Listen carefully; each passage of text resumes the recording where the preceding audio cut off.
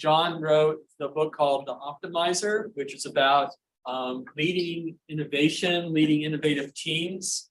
And Heidi's book is called The CEOs of Networking, which is all about all kinds of fantastic, very powerful networking techniques that go far beyond, networking meetings where you just trade cards, and far more into looking at networking as kind of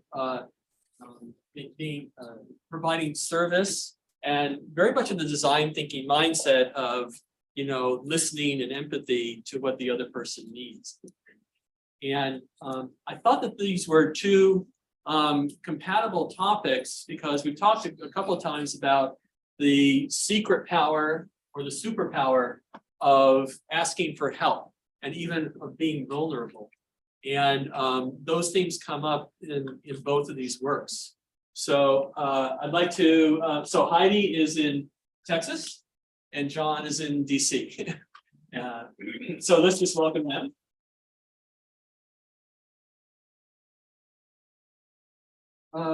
I guess Heidi and John, I'm gonna just start with asking both of you. Heidi, I'll start with you, I guess.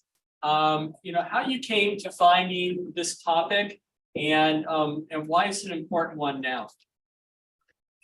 Well, I came to find the topic because I went back to school late in life to change careers. And basically my advisor said it was really sad to only have 42 LinkedIn connections for the field that I was going into. And I had never really networked the way the way he was telling me that I should network.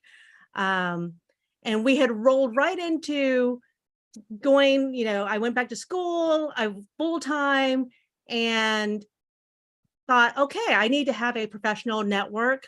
And I read some books, and I went to different meetings, and I had the stack of business cards, and I felt very dirty.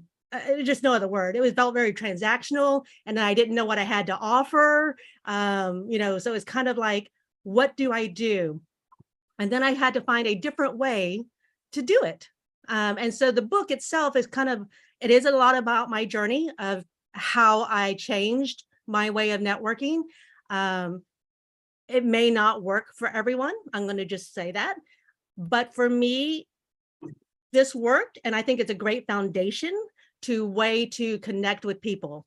So I use kind of like what Douglas is saying, is the service idea, right? Actually serving first, helping others first before even thinking about asking for myself.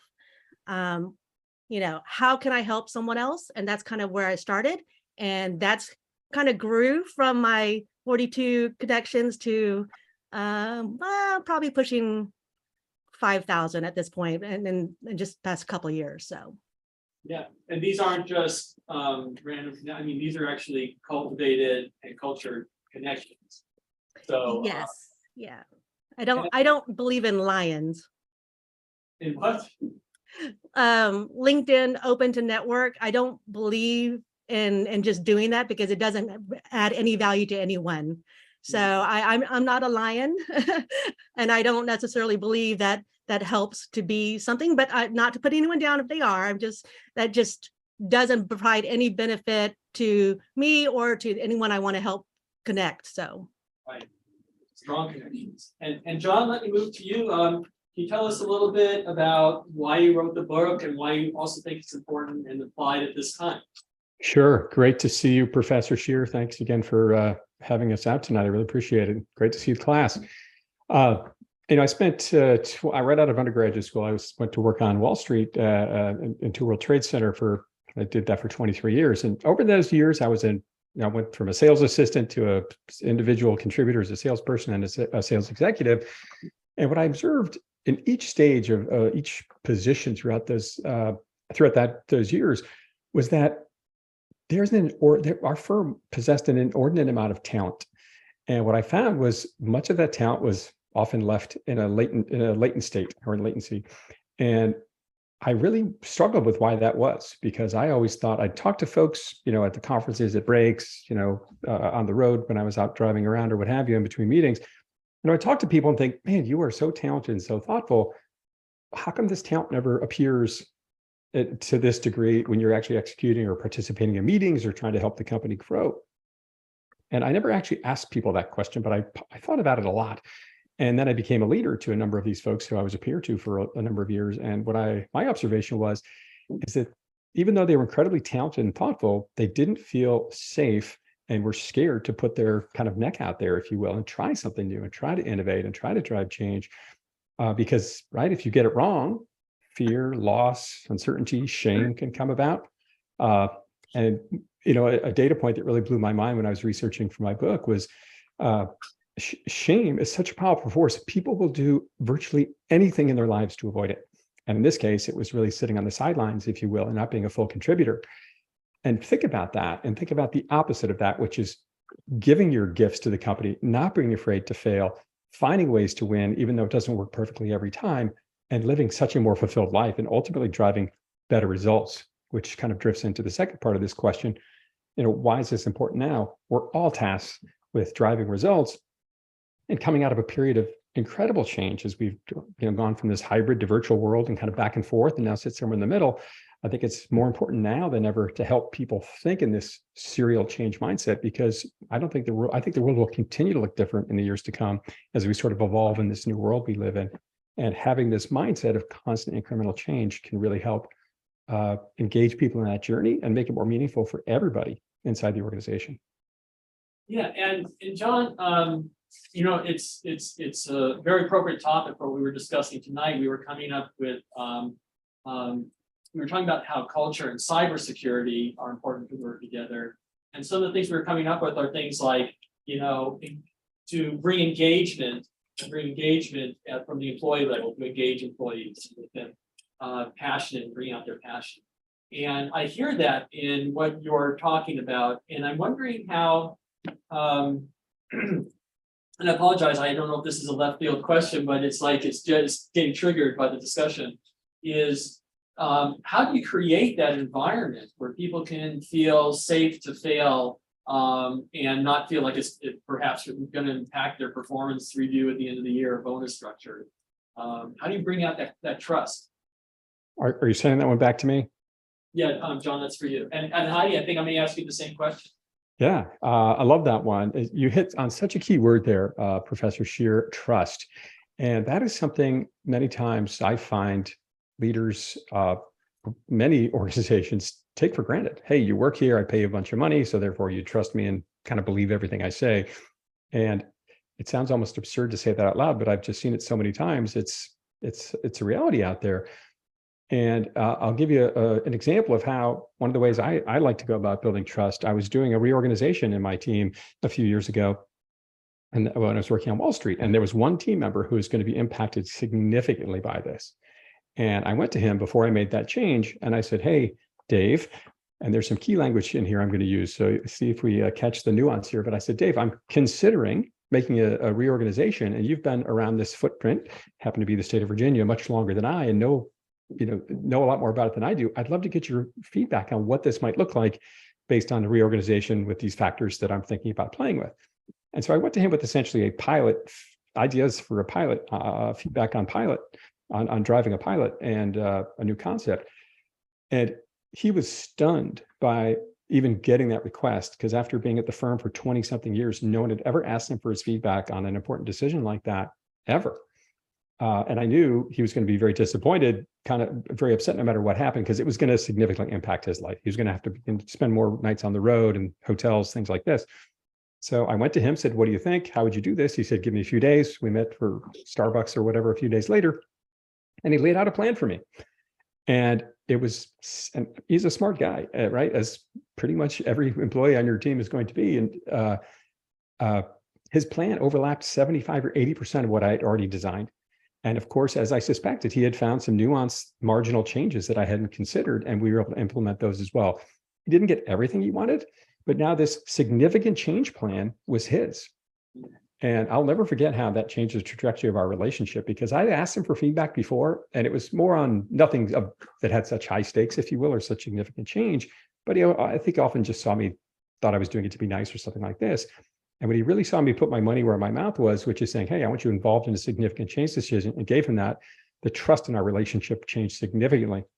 Fast forward 24 months, he now was doing whose business plan, mine or his, right? This was now his reorg, because he basically hand designed it and had an enormous voice in it, ended up getting himself promoted after many years with the firm, and has gone on and done much bigger things. Now, think about the opposite of that, right? Think of what happens a lot of times. I go to him and say, hey, Dave, here's your new deal. Take it or leave it, right? Of course, no one ever says that, but that's the implication. And then they go around and they call their friends, their peers, and say, oh, my boss is a jerk, what have you. I mean, just think about the contrast between those two things. So, building that trust is such a core part to this story, to then enable them to really think bigger and better about driving change. Yeah, thanks, John. And it also jettisons in me the idea in the Agile Manifesto, which is one of the things is, focus more on, if you have, I don't forget how it's worded, but if you have working with vendors, focus more on getting the work done and building that relationship, rather than making sure every dot of the I is and the T's are crossed, and to the nth degree. It's more about creating the relationship and building that trust to actually get work done. Heidi, I kind of want to kind of move forward and kind of ask the same thing in a way that is which I think is in the networking world, which a couple of times folks have asked here, when you get resistance, if you're trying to get a project through, or even to sell an idea on some sort of entrepreneurial effort or an intrapreneurial effort, like, how do you deal with resistance? And I'm wondering, is there a networking way to do that? Because it seems like it's building that relationship. Well, actually, John kind of nailed it on the head. I mean, asking for help, asking for advice, it immediately shows that you believe the person that you're talking to, that you believe in them, right? It gives them, it gives you credibility, assuming like you could ask a question that is not a stupid question, but asking a challenging question and really understanding where they're coming from and getting their feedback, having that, engagement, building that trust. So it's exactly actually what John was saying. That is a perfect way to influence a decision through networking. So if you're going to an event or at a meeting even, all right, and you know that you want to connect with this person and they have a certain expertise, right? Go to them, ask them about it, get their opinion, see what their solutions are, and like John said, you may not be able to incorporate everything, but you probably will learn something from it. And then you starting that relationship, right? You're already starting that connection and building that trust. So, I mean, that really is actually my answer, John. John, you took Heidi's answer. And how do you, once you've got that trust, going back to this idea of being able to experiment, potentially fail, how do you, is there a way to leverage those relationships that you've built and figure out, how far can I take this to actually try something new, potentially fail or not fail? How do you want to start here, so I don't maybe take your answer again? Well, left field question, I know. And as far as failing to network, so I mean, there are times when you won't successfully make a connection, right? I mean, no matter how hard you try, there are some people who just won't build a relationship with you. But that doesn't mean you shouldn't try, and that doesn't mean that you shouldn't be leading by example.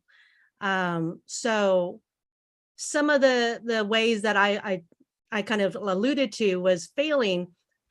Most people don't realize, but I'm actually an introvert.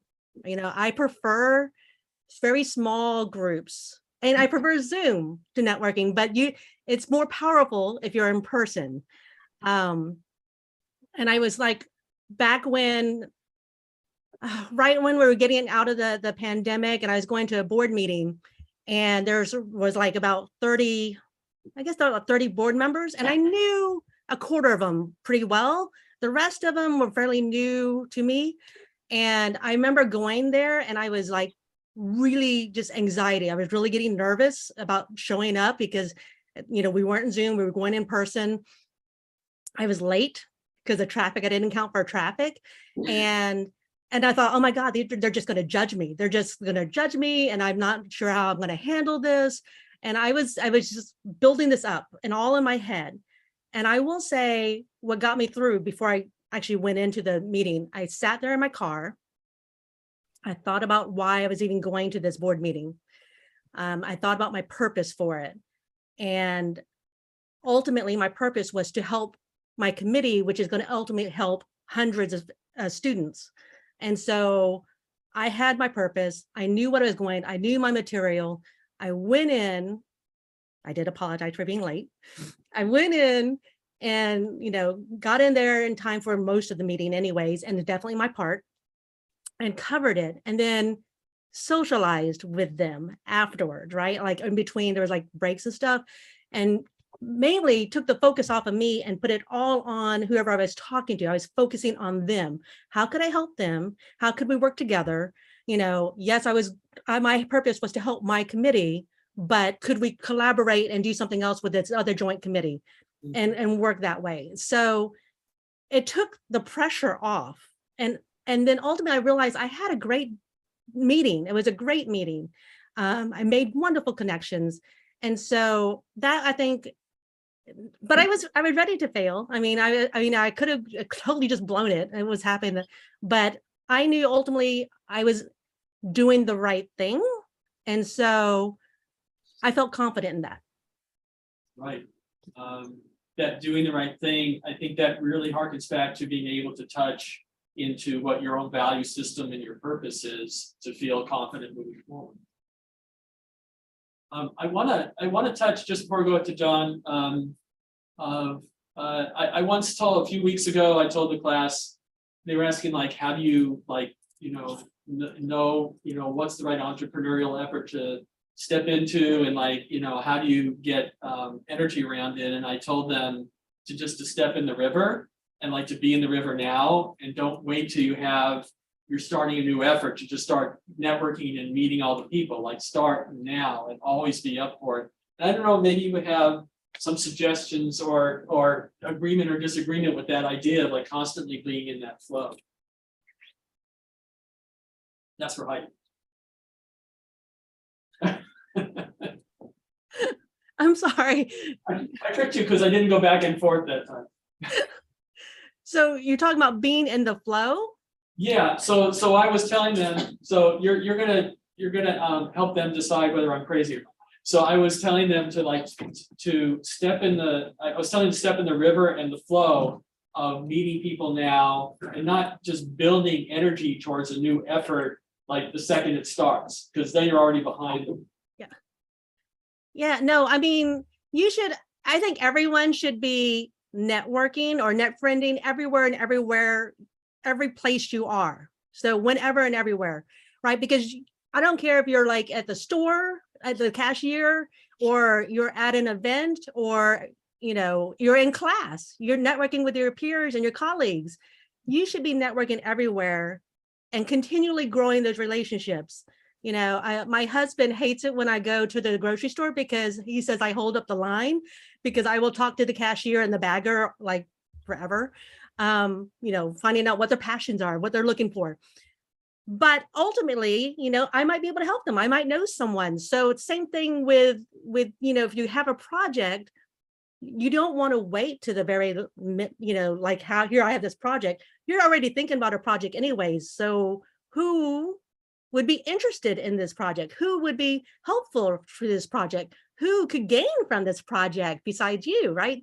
So always contact that and share it. If you don't share it with, your colleagues or your peers, no one's going to know, and they're not going to be excited about it. So always talk about it.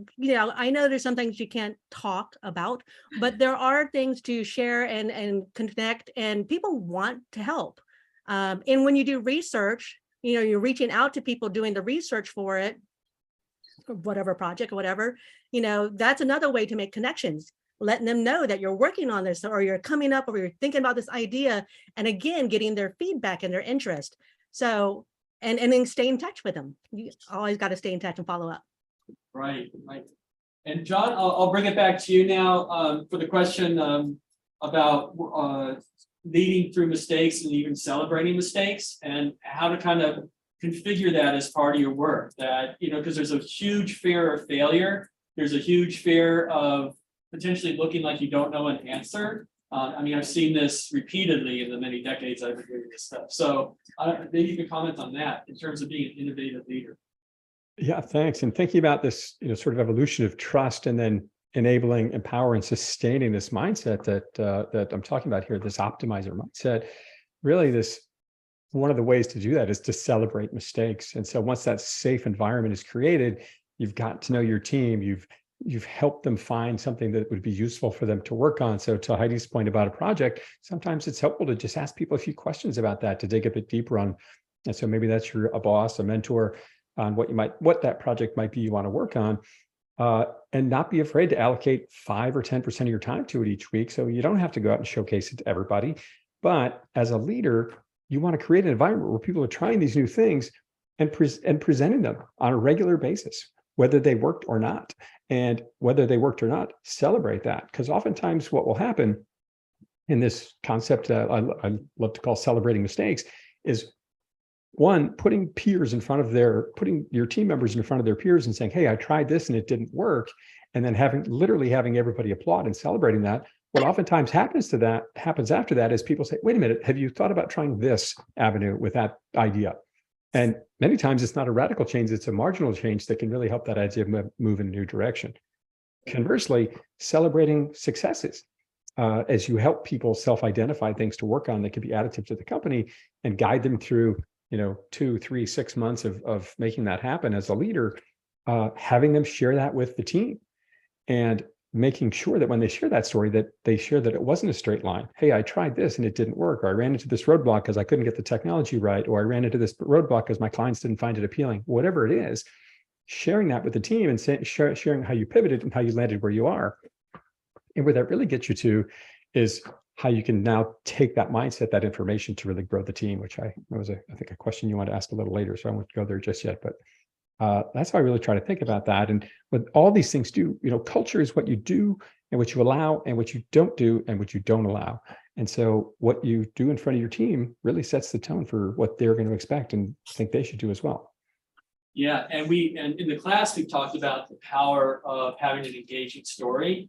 And that's what you're talking about, kind of triggers that idea to me, is it's not just, okay, we started here, we made it within 5 days. That's a short story, but the story of grit and overcoming failure, there's a very engaging emotional component to that that everyone can click into, because they all had to deal with failure and come up with an answer.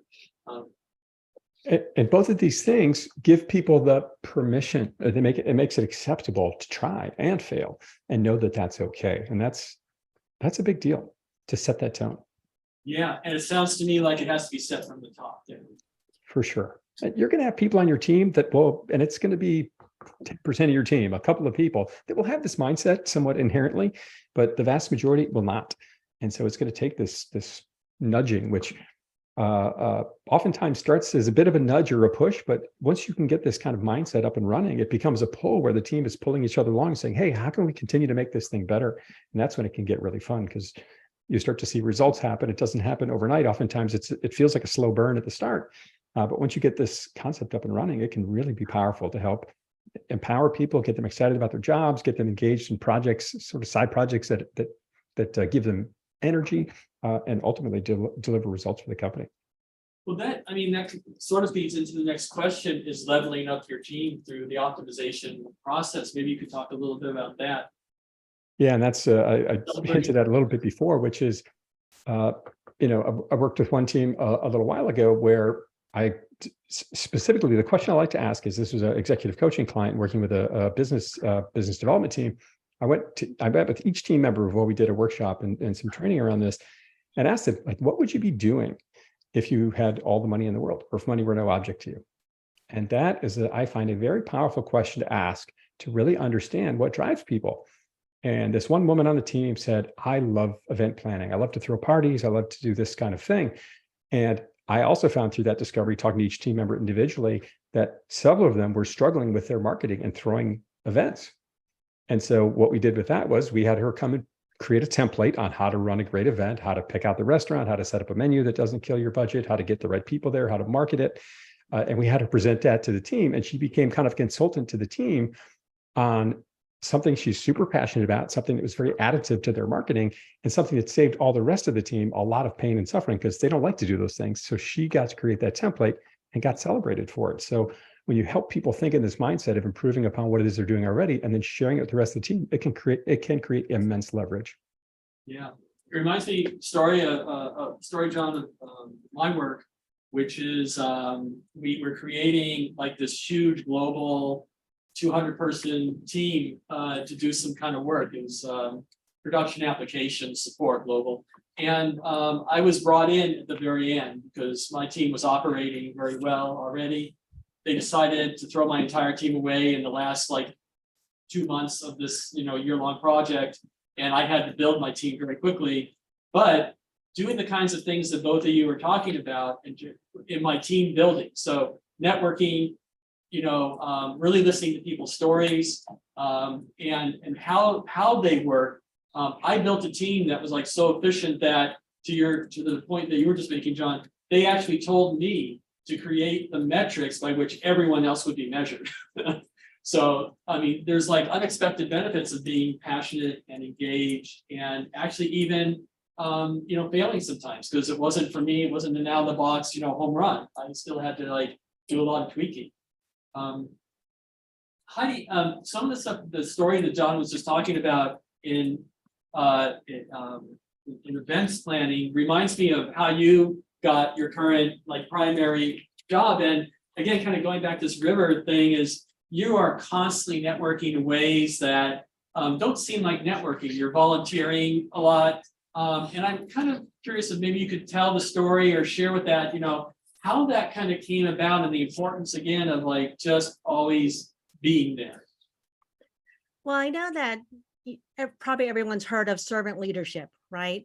When I was looking for work, when I was as a student, I was looking for internships and then thinking about what my next role would be. I kept in mind that one, volunteering is experience. So I may not get paid for it, but I was actually showing what I could do. And so I found a cause that I'm very passionate about. And one of the causes was Alzheimer's Association. So my father passed away from it. And I really, at the time, naively hoped that there would be a cure to save my father. And so I volunteered and I went to all these walk to end Alzheimer's events and committees and got on the board, on their board, and was working with that. And then at the same time, as I was studying, I got on, again, different organizational boards to volunteer. I was on their committees to help other people, and showing that I had that I could do that I first of all knew what I was talking about as far as for when I was in the HR world, and then help with the fundraising and just really connecting with people and understanding how it helps them, right? So that actually led to, networking with people that ultimately led to my roles, my internships, and then led to my, my jobs in HR, which then led me to an executive position, which then, growing my network from volunteering, just from serving and volunteering, led to ultimately where I'm at now, which is working for IQVC, which is a global B2B event company. So, right. Yeah, it works. Yeah, it sounds like you never really know where the path is going to lead you. You just have to keep walking. Exactly. Walking, connecting, and learning from others, right? understanding what their needs are, trying to find ways to help. I don't know if y'all know who Adam Refkin is, but he was one of the best connectors, right? He's actually, I think I mentioned him in my book, where he would connect like, 3 people a day. And it takes like less than 5 minutes on, on LinkedIn to connect and make an introduction. And I think that's amazing, right? To make a introduction that could help someone. And that's how I've helped like so many people find work, even just aiming like their next role, get promoted. I mean, it just takes that step, and it doesn't cost anything. It doesn't cost, doesn't cost you money. It costs you 5 minutes every time. Right. So I want to move into some Q&A if you guys but I just want to make sure, is there anything you guys wanted to add? Heidi, we'll start with you since you're on camera. Is there anything you want to add to this portion before we move on to Q&A? Well, I did want to briefly touch on, there's internal networking and external networking. So I would just like to talk about right now, you should, as in your class, right, be connecting with your students, fellow students, connecting with your faculty, going out and joining different professional organizations, connecting with your peers now, right? If you think about it, if you're working, connecting with those above and below you, right? Because the ones that are below you, they're up and coming. And the ones that are above you, you can always learn from and share perspectives with. So internally, those are those parts. Externally, again, everywhere, right? But try to be very targeted. So if you go at professional organizations that you belong to, or what your passion is, and maybe they can tie into your profession and then grow into your passion, your career. So very similar, but at the same time, different. Thank you. And John, is there any question that you wanted to answer that I didn't ask you? I maybe just put a couple of sort of finer points on some of the things we talked about so far, which is thinking about this idea Heidi was talking about. One way to sort of think about that, going out volunteering and gaining some experience that way. I mean, my book actually has a couple of stories about that really changed the complexion and trajectory of my career, because I was kind of stuck, sort of stalled out. I was 25 years old, got passed over for a few promotions that I'll never forget. I'll never forget thinking, wow, I've peaked. I'm 25 and this is the end of my career. I'm just going to be here forever. And I went to a mentor, to Heidi's point, asked for help. I said, what would you do here if you were me? That's kind of my favorite question. I love to ask people. And he said a version of what someone recently gave me this advice a few years ago about, and I'll use the more recent version, which is, go immerse yourself in something that's interesting to you, and your value proposition will manifest itself. And I remember when this person said that to me, and I was thinking, what are you, Yoda? I didn't even get it when they said it at the time. And so fast forward to this more recent story, when I was leaving Wall Street, and I started going to all these events, to Heidi's point, networking, meeting all these people. And I was at a pitch event here in DC for startup companies. And I heard this company talk, really interesting AI company. And I went and got the couple hundred people to this event. At the break, I ran up to this guy and said, man, I love your story. And I just started getting really curious, which as I always have done as a coach and a leader. And after 10 or 15 minutes, he looks at me and he goes, could we hire you to do that? And I said, do what? And he said, be our coach. And I said, oh, I was just asking you questions, being kind of curious. And he became my first coaching client, his company, which was kind of funny, but that would not have happened if I was sitting at home on my couch that night, right? I was out meeting people, talking to folks, putting myself out there. As to Heidi's point, it's kind of awkward to go out and meet people for the first time at big events, or it can be. And I found that just immensely helpful. And when you're involved in events that you're passionate about, that give you energy, and you can learn, there's learning all around you, just immerse yourself in it. So I would just put that thought on it, to kind of put a fine point on it. Great. Thank you, John.